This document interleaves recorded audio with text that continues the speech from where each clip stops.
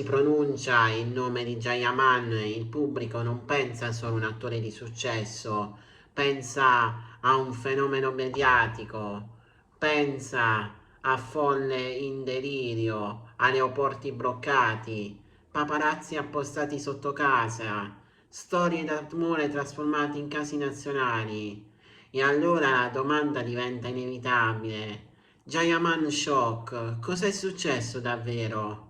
Ciao a tutti ragazzi e ragazzi e bentornati su un nuovo video dedicato a Jayaman, ma prima di tutto vi ricordo di iscrivervi al mio canale YouTube e di lasciare un bel like per favore. E ora iniziamo. Negli ultimi anni la sua vita è stata un continuo alternarsi di luci accecanti e ombre silenziose, da protagonista di Daydreamer, Le ali del sogno, a icona internazionale. Il passo è stato rapidissimo. Il successo in Italia, come dicevo prima, arriva anche con Daydreamer, Viola come il mare, e il turco, Sandokan, lo hanno trasformato in un volto familiare nelle case di milioni di spettatori. Ma dietro il sorriso sicuro e lo sguardo magnetico cosa si nasconde?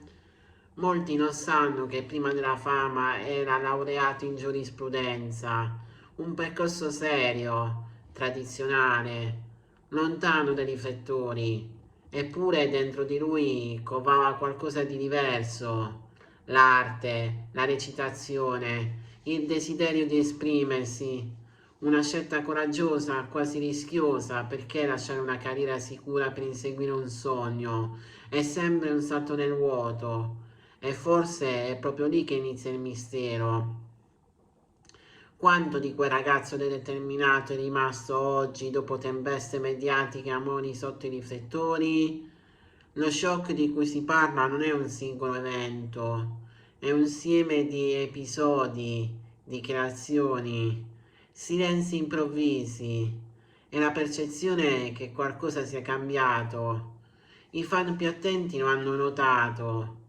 Sguardi più seri, meno esposizioni social, apparizioni pubbliche calibrate, strategia o necessità? Tra i retroscena più discussi c'è la pressione costante. Quando vivi sotto osservazioni, ogni gesto diventa interpretazione, ogni amicizia diventa relazione, ogni sorriso diventa promessa. Le sue storie sentimentali, vere o presunte, sono sempre state amplificate. La relazione con Diletta Leotta è stata uno dei capitoli più chiacchierati. Amore autentico o operazione mediatica?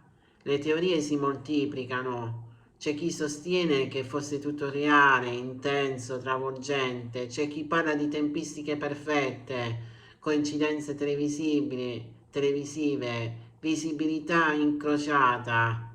Ma il gossip è un'arma a doppio taglio. Alimenta la fama, ma consuma la persona. E forse lo shock di oggi nasce proprio da questo, da una consapevolezza maturata nel tempo. Negli ultimi progetti internazionali, come la nuova serie Sandokan, si percepisce un attore più concentrato, più controllato, meno disposto a regalare frammenti di vita privata. E allora, cosa è successo davvero? Alcuni parlano di una delusione sentimentale profonda, vissuta lontano dalle telecamere, altri ipotizzano tensioni professionali, scelte artistiche controcorrente. C'è chi addirittura teorizza un cambiamento radicale di prospettiva, meno gossip, più carriera internazionale, meno esposizione, più selettività. Un altro elemento che alimenta il mistero è il suo rapporto con la stampa. In passato, diretto quasi impulsivo, oggi appare più diplomatico. È maturità o protezione? Forse entrambe, perché quando diventi un simbolo perdi un pezzo di spontaneità. Ogni parola pesa, ogni gesto viene analizzato. I vecchi scandali hanno contribuito a costruire un'immagine forte ma controversa. Discussioni accese con giornalisti, atteggiamenti interpretati come eccessivi, dichiarazioni fraintese. Episodi che nel tempo hanno creato un'aura di imprevedibilità, eppure chi lo segue da anni racconta un'altra versione.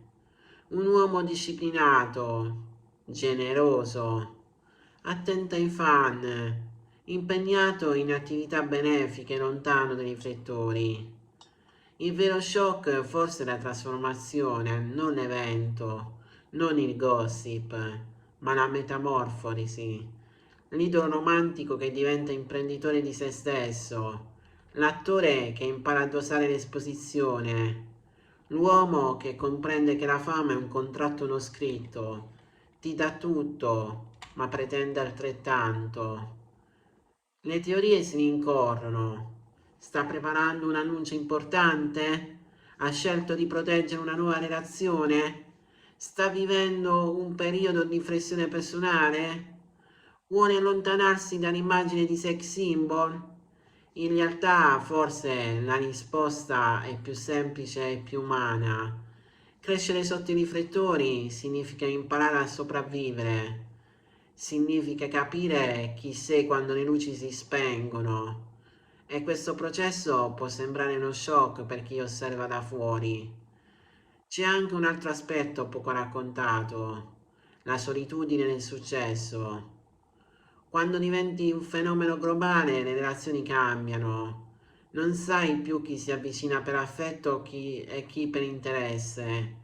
La fiducia diventa selettiva, le amicizie si riducono, è il prezzo invisibile della popolarità. E allora cosa è successo?